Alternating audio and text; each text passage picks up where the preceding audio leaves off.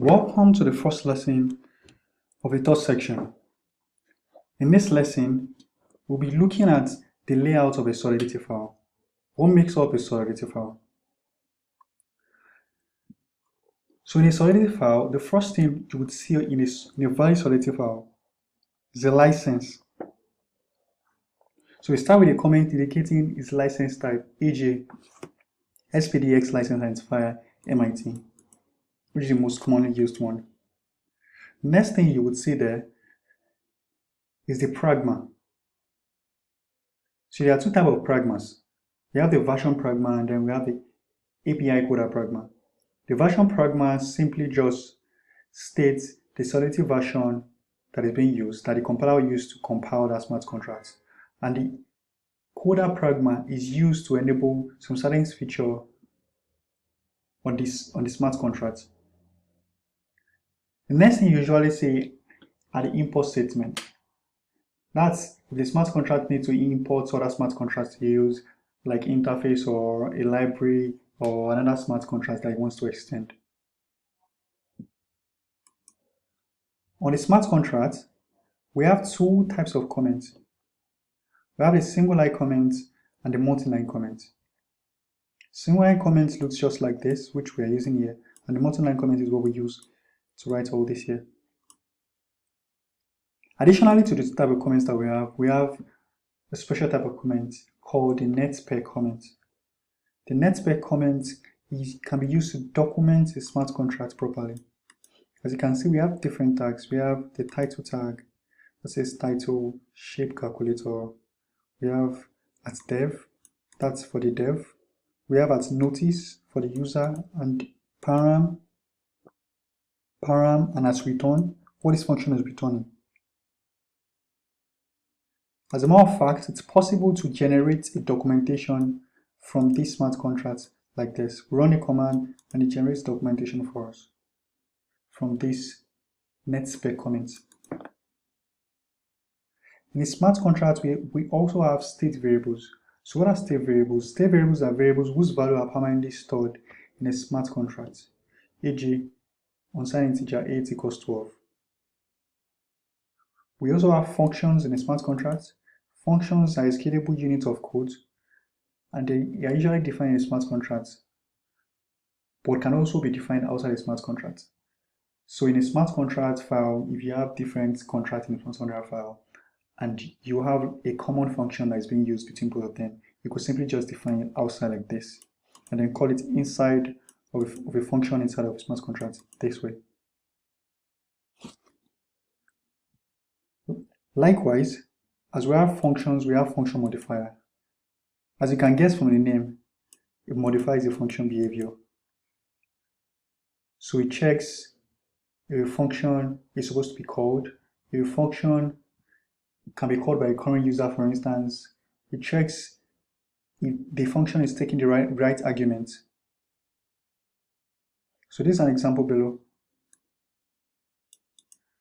You might have come across this before, this utility smart contract before, which is called ownable.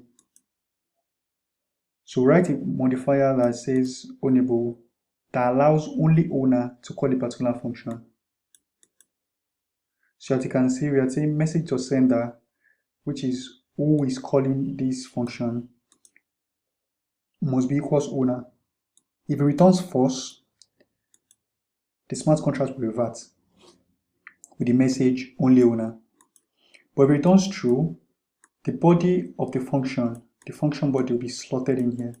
In our own case, this is the body of our function to be slotted in and executed here. So it means it's possible to have a request statement here and have something performed right after there.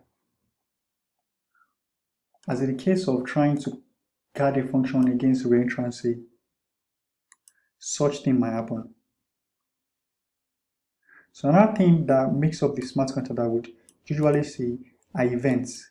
So events is an heritable member of a smart contract.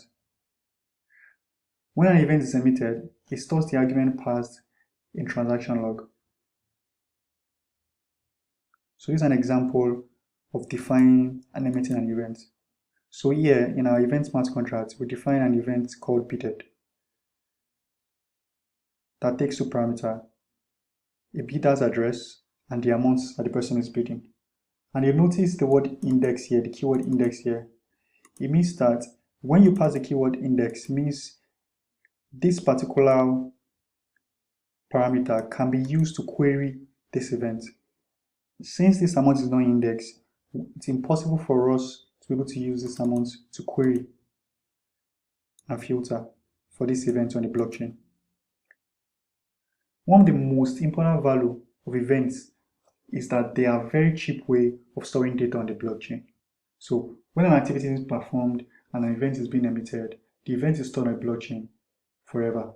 So we can query an event based on the index parameter and get results. So in the case of the ERC20 token, where we have events such as transfer and receive, so you can query the smart contract of the ERC20 token and query for all transfer that has been done to your address or all transfer that has been done from your address. Finally, we'll be discussing enum types. So what are enum types? Enum types can be used to create custom types with a finite set of constant value. So in this case, you would say we are defining enum type levels. So let's say the smart contract is for a game. You can define your own type and call it enum type levels. You have beginner, novice, and advanced, and then set the defaults. Levels, public, constant, defaults, to levels dot beginner. So if you run this, you will have default as levels.beginner, and you can have a function, say upgrade user, and let's say you have the address of the user.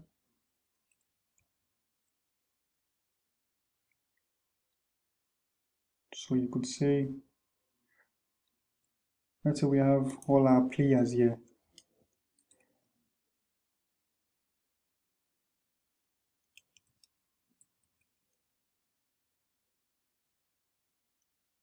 We'll have all our players as a mapping. So we'll call them the address of the player and the current level of our player. So we could say is type levels. And then we have players.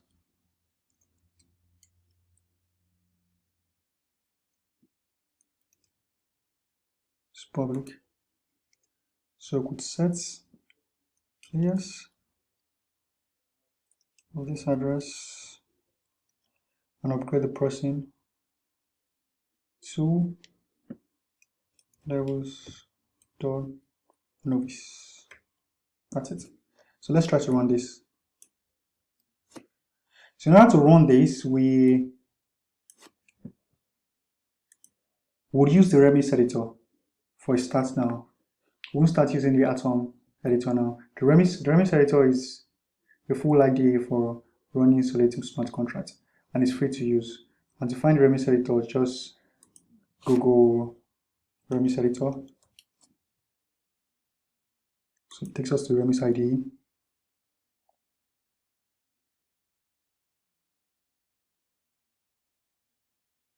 Sure. By default, if you have never visited the Remix editor before, it's going to tell you to set up and to choose a workspace. So you can just, to bring a pop-up like this, then you can name your workspace anything that you want. I name mine Solidity Mastery. Click on contracts, right click, click on new. Let's call it num. Oh, I already have one before, so like this. Let's try to compile this. Click on this Solidity compiler. Now you notice we don't have our pragma defined. We don't have the pragma to compile it, but automatically selects this, and we don't have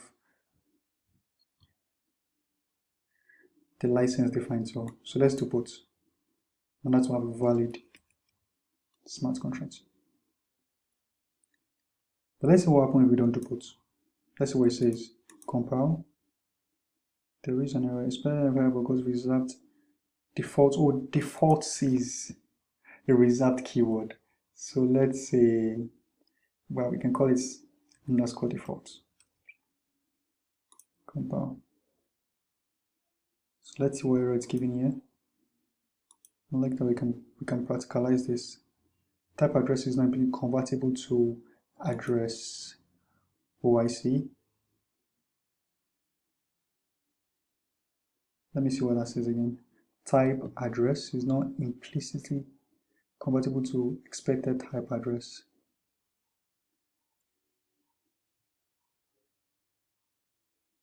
Okay, for this one,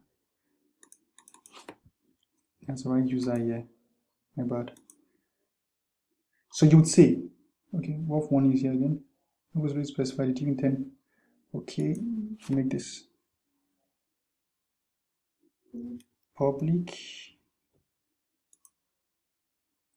So you see, we have a warning here that says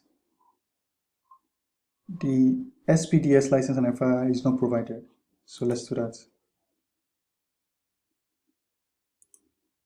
Now the only one we have here is source file does not specify required compiler. So let's do this.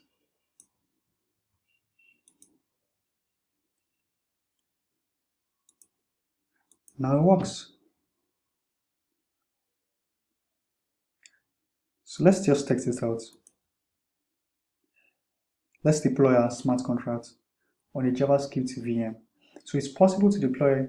That's what Remix IDE does for us. It makes it easy to just write a smart contract and deploy it locally in our browser so that we're able to test it out. So let's do that here. Deploy, easy.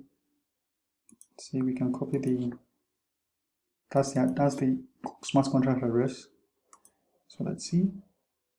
Defaults, what do we have? We have 0 and then players, we have to specify the address of this player. So upgrade player, we can pass the address here and call the upgrade player function. So let's move on to the next lesson.